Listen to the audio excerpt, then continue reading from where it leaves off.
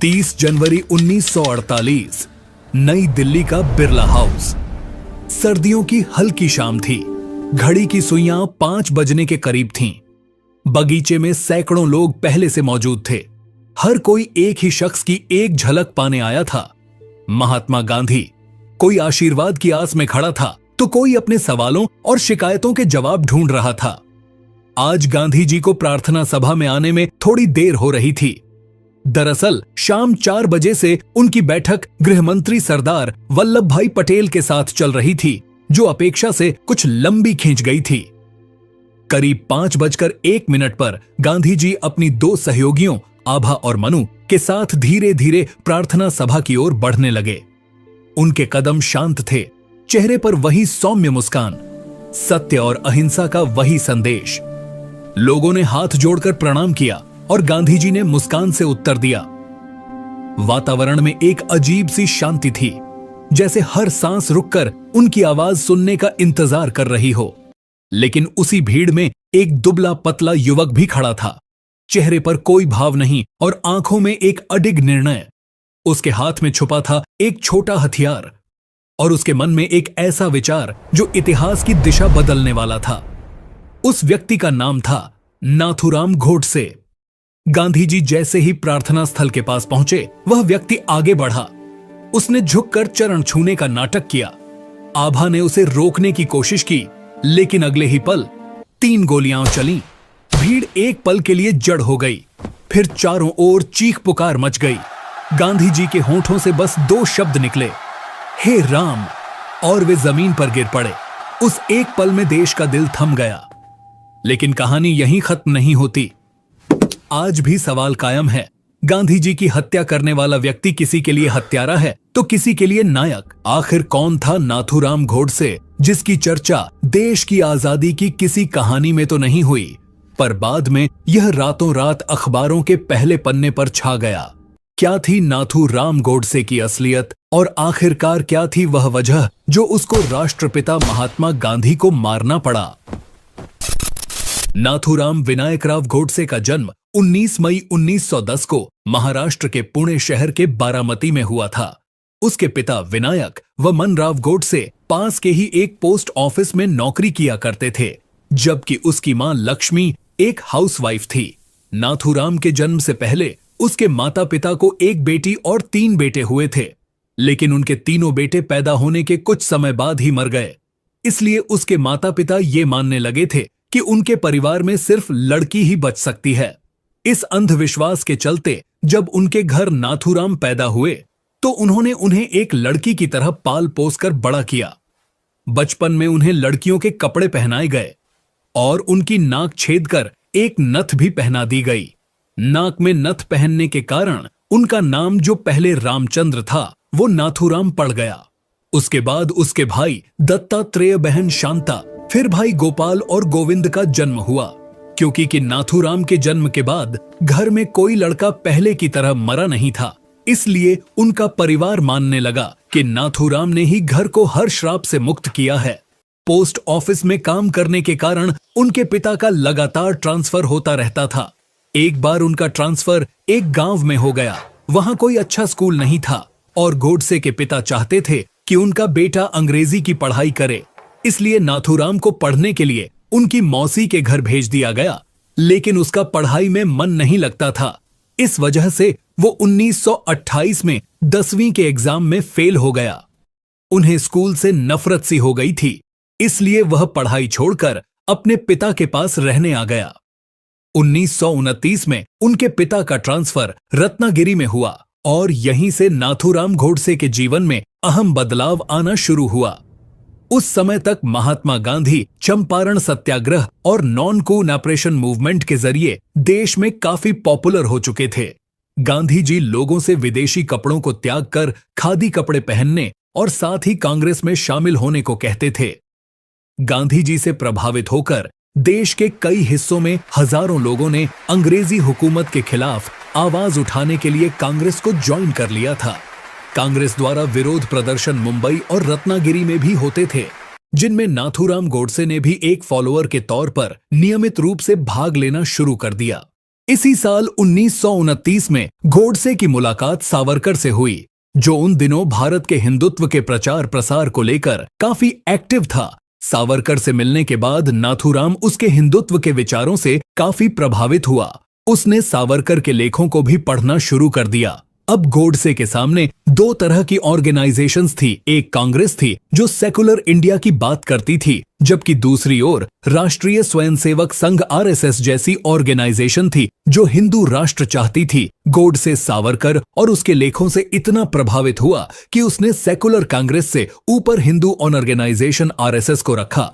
1932 में जब उनके पिता के रिटायर होने के बाद उनका परिवार रत्नागिरी से सांगली शिफ्ट हुआ, तो गोडसे ने वहां आरएसएस को ज्वाइन कर लिया। वह आरएसएस के कार्यक्रमों में जोर शोर से हिस्सा लेने लगा, लेकिन इसी दौरान जब घर में फाइनेंशियल क्राइसिस होने लगे, तो नाथूराम गोडसे ने घर का खर्चा चलाने के लिए मजबूरन नौकरी करने से लेकर फल बेचने तक कई कामों में हाथ आजमाया। इसके बाद उसने सिलाई का काम सीखा और वह संघ के लोगों के भी कपड़े सिलने लगा। उसका काम चल पड़ा और वह अपनी कमाई से हर महीने कुछ रुपया घर भी भेजने लगा। रेगुलर आरएसएस के कार्यक्रमों में हिस्सा लेने और उनके ही कपड़े की सिलाई करने के कारण उसकी जान पहचान आरएसएस के बड़े बड़े नेताओं से होने लगी। उसी समय देश में हिंदू महासभा भी काफी पॉपुलर हो रही थी। 1937 में हिंदू महासभा के प्रेसिडेंट सावरकर बने और तभी गोडसे ने आरएसएस के साथ साथ हिंदू महासभा के लिए भी काम करना शुरू किया। कुछ ही महीनों में उसने इस ऑर्गेनाइजेशन में भी अपनी अच्छी खासी पकड़ बना ली। आरएसएस और हिंदू महासभा ज्वाइन करने के बाद नाथूराम गोडसे पूरी तरह से हिंदू नेशनलिस्ट आइडियोलॉजी के लिए कमिटेड हो चुका था और उसे अब कांग्रेस और गांधी जी की हिंदू मुस्लिम एकता की बातें बिल्कुल खोखली लगने लगी थीं। गोडसे ने अखबारों में आर्टिकल्स लिखने और आंदोलनकारियों के बीच भाषण देने भी शुरू किए, जिससे वह आसपास के क्षेत्रों में थोड़ा बहुत पॉपुलर होने लगा। 1938 में जब आर्य समाज हैदराबाद के निजाम द्वारा हिंदुओं के अधिकारों को दबाए जाने के खिलाफ सत्याग्रह कर रहा था, हालांकि ये बात बिल्कुल गलत थी। हैदराबाद के हिंदू निजाम से बहुत खुश थे और यही बात सभी हिंदू संगठन को चुभने लगी, क्योंकि उनको सेकुलरिज्म से चिढ़ थी। वो हिंदू राष्ट्र चाहते थे और जहां हिंदू खुश होते वो वहां पहुंचकर माहौल खराब करते और हिंदू को दिखाते कि वो खतरे में हैं, और ये सिलसिला आज तक चल रहा है। चलो इस मुद्दे पर हम फिर कभी वीडियो लेकर आएंगे। स्टोरी पर चलते हैं। तब इस सत्याग्रह में आर्य समाज के साथ हिंदू महासभा भी जुड़ गई। निजाम के खिलाफ किए जा रहे प्रोटेस्टर्स के एक ग्रुप का नेतृत्व नाथूराम गोडसे ने भी किया, लेकिन हैदराबाद में निजाम का इस कदर दबदबा था कि विरोध में उठ रही आवाजों को दबाने के लिए उनके एक इशारे पर प्रोटेस्टर्स को जेल में डाला जाने लगा। नाथूराम को भी अरेस्ट करके करीब 1 साल के लिए हैदराबाद की जेल में बंद कर दिया गया। इसके बाद जब सेकेंड वर्ल्ड वॉर की शुरुआत हुई, तो अंग्रेजों का ध्यान भारत से हटकर वर्ल्ड वॉर 2 की तरफ जा चुका था।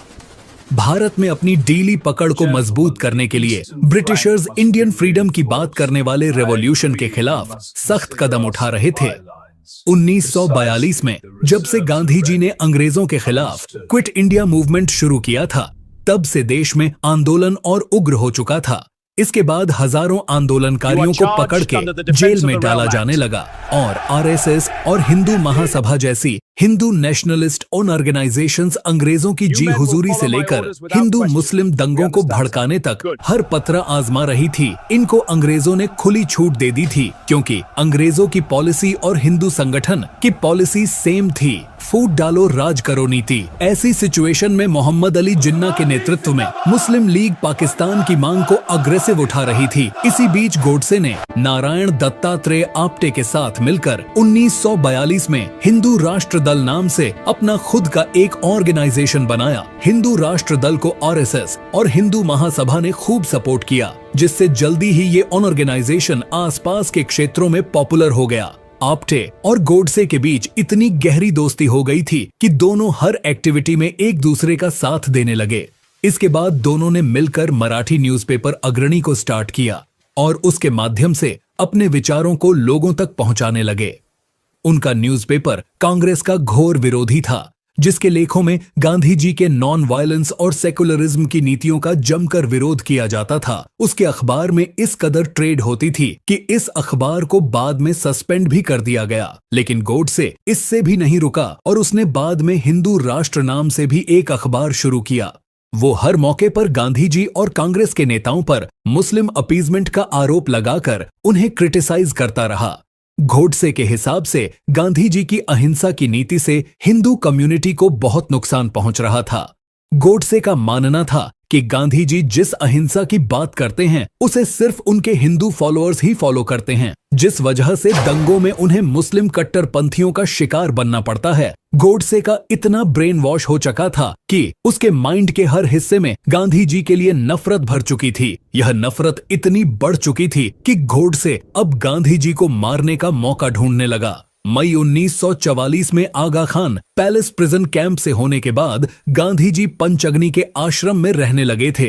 इस बीच उनकी तबीयत खराब रहती थी, लेकिन फिर भी वह लगभग हर रोज पब्लिक गैदरिंग्स और प्रेयर मीटिंग्स के जरिए लोगों से प्रेम से रहने की अपील करते थे। जुलाई 1944 की एक शाम गोडसे अपने 18 से 20 साथियों के साथ यहीं आ पहुंचा और गांधी जी के विरोध में नारे लगाने लगा।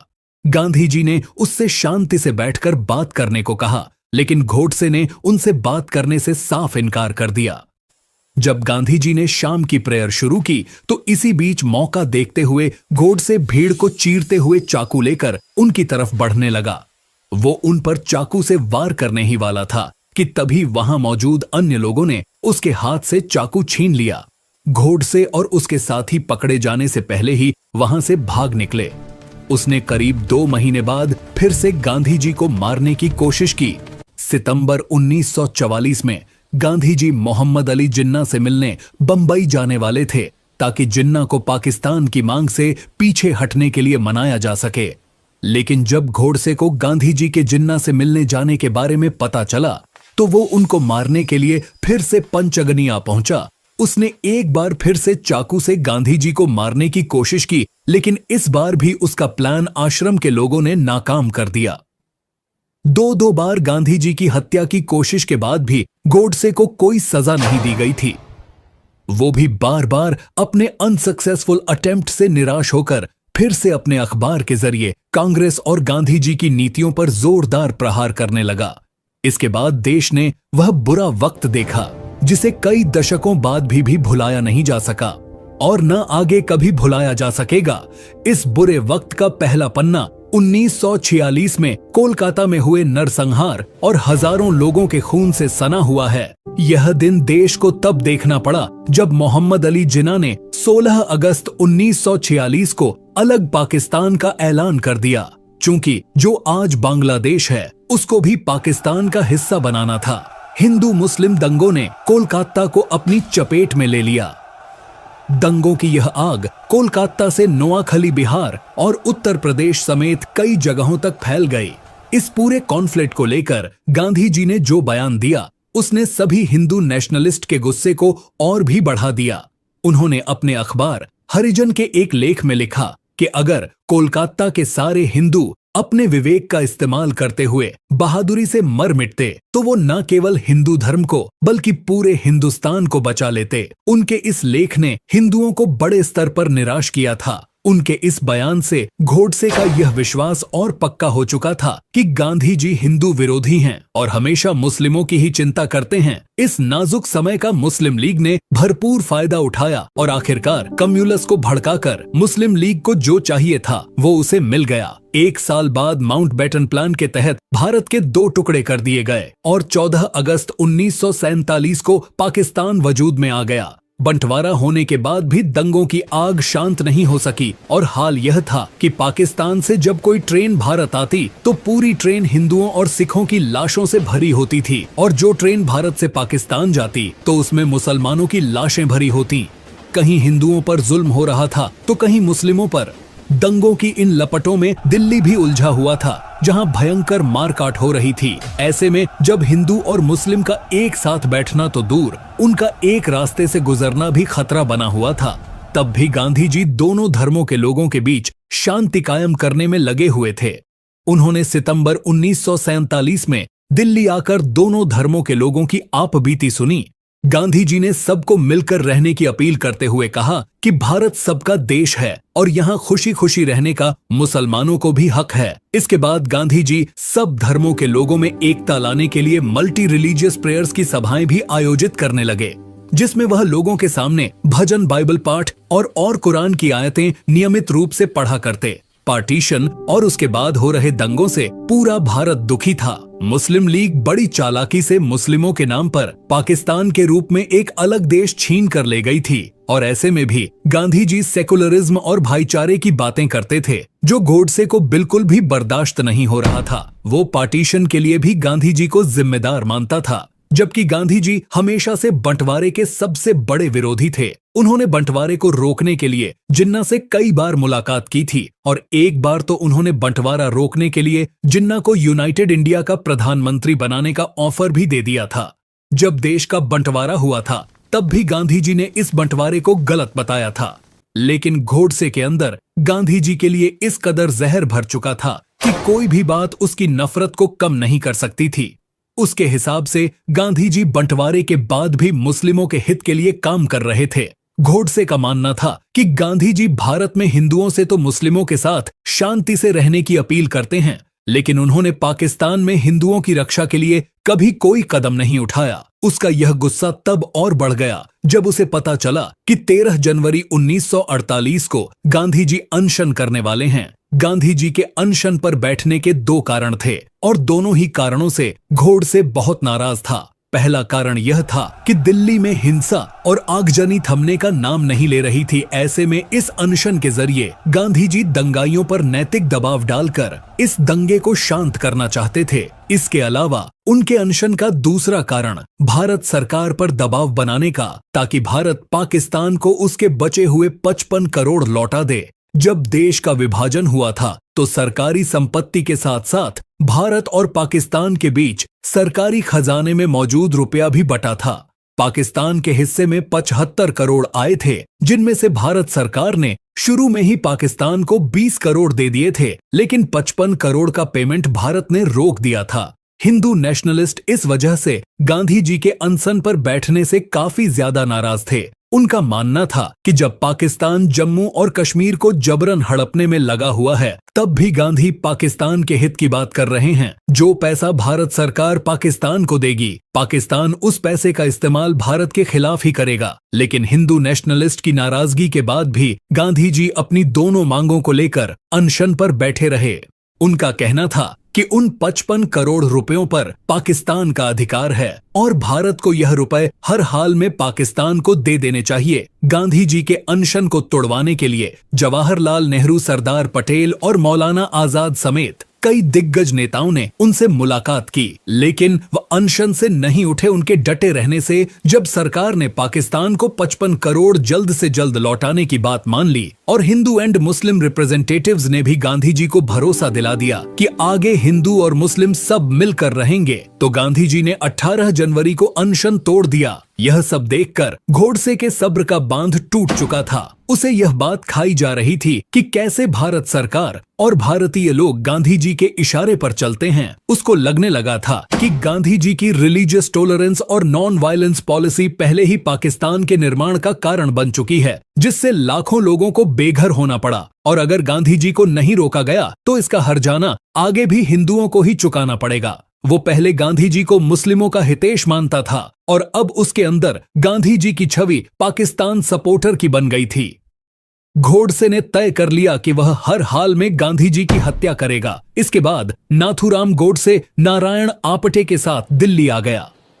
यहां दोनों ने नकली नामों से मरीना होटल में एक कमरा लिया। इसी कमरे में नाथूराम गोडसे, नारायण आपटे, मदन लाल पहावा, विष्णु करकरे और गोपाल गोडसे ने यह तय किया कि बिरला हाउस में 20 जनवरी को गांधी जी की प्रार्थना सभा के दौरान बम से हमला किया जाएगा। बम विस्फोट मदन लाल पहावा को करना था, जिसके बाद बम से भगदड़ मचने पर गांधी जी पर गोलियां बरसाने की जिम्मेदारी दिगंबर बड़क की थी। इस प्लान को अंजाम देने से पहले वो लोग कई बार बिरला हाउस का जायजा लेते रहे। इस सब में तय तारीख 20 जनवरी आ गई। नाथूराम गोडसे, नारायण आपटे, मदन लाल पहावा, विष्णु करकरे दिगंबर बड़दुग, गोपाल गोडसे और शंकर किस्तैया अपने काम को अंजाम देने के लिए टाइम से ही बिरला हाउस पहुंच गए।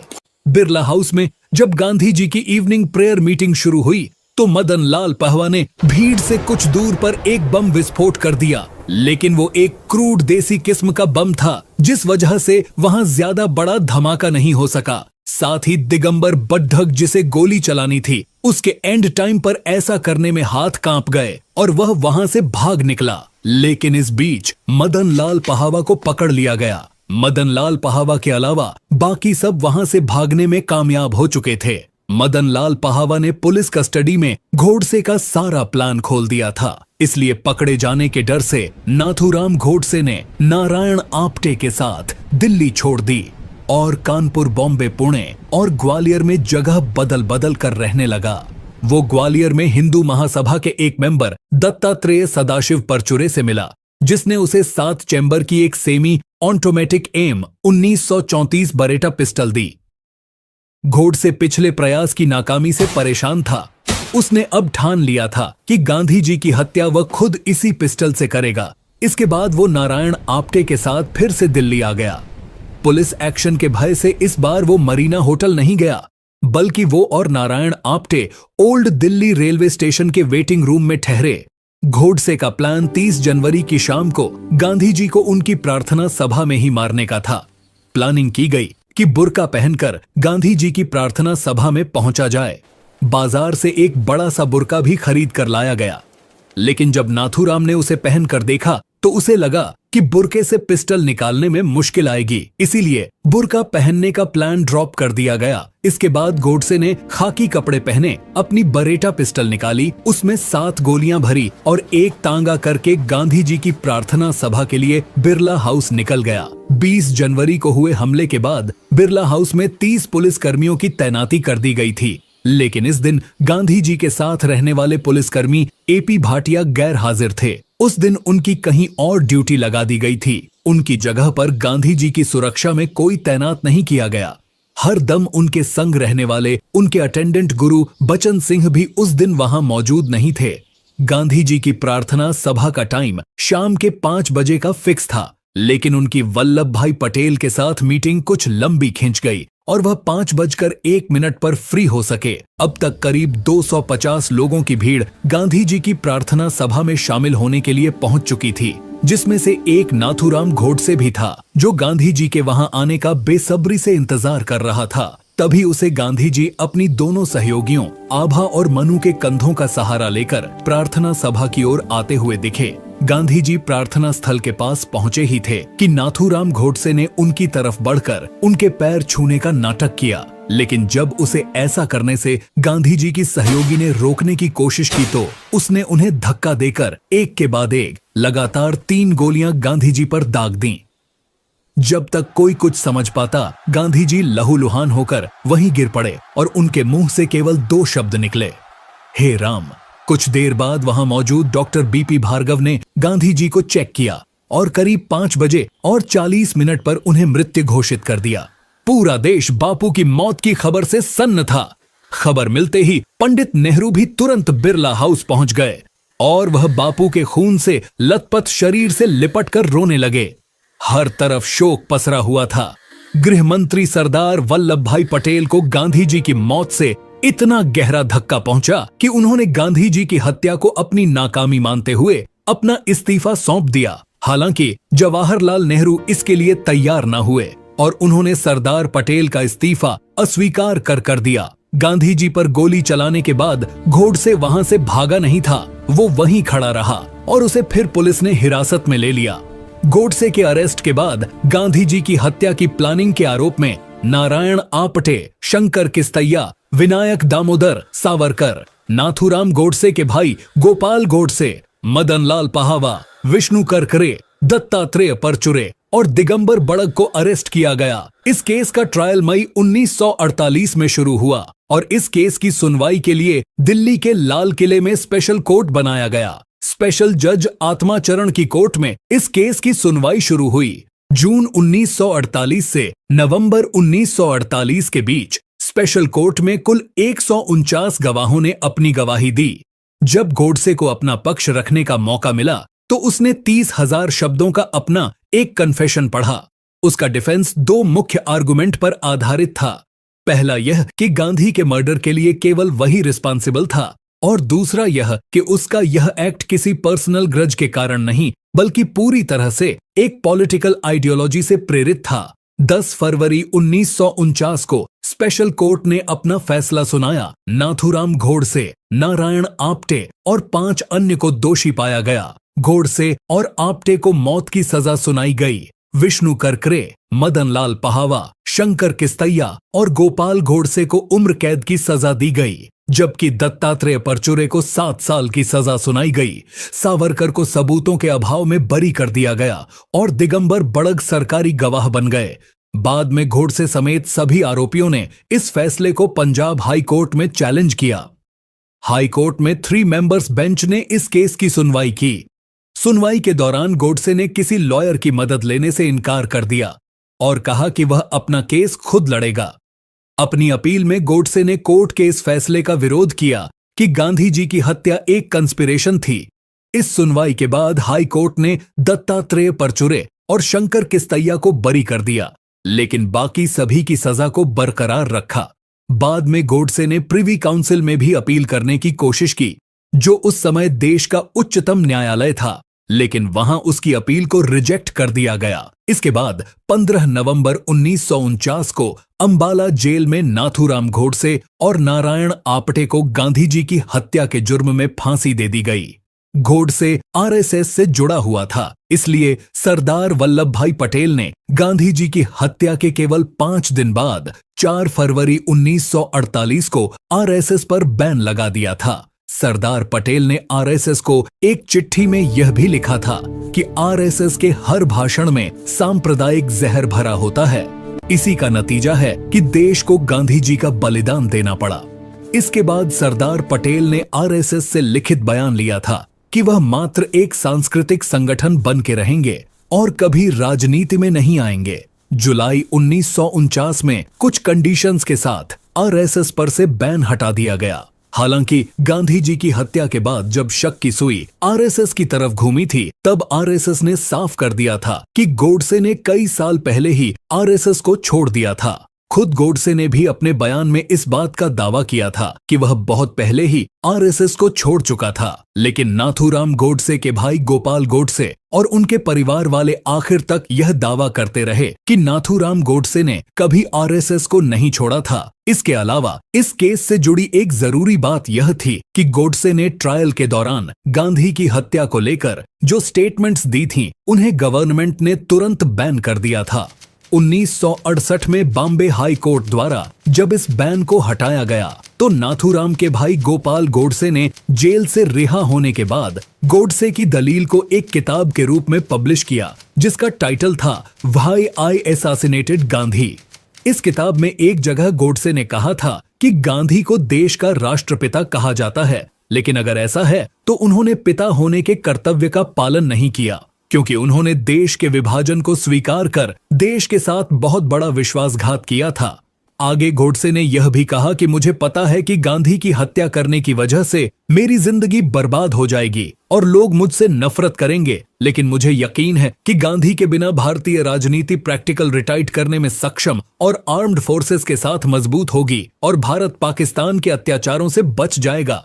गोडसे का बयान सच के करीब था, यह सच से बहुत दूर। इसका आंकलन तब से लेकर आज तक हर कोई अपने अपने हिसाब से करता रहा है। गोडसे को लेकर लोग कभी एकमत नहीं हो सके। किसी की नजर में वह हीरो है तो कोई उसे आजाद भारत का पहला टेररिस्ट मानता है। आप गोडसे को किस नजर से देखते हैं, आप कमेंट में बता सकते हैं।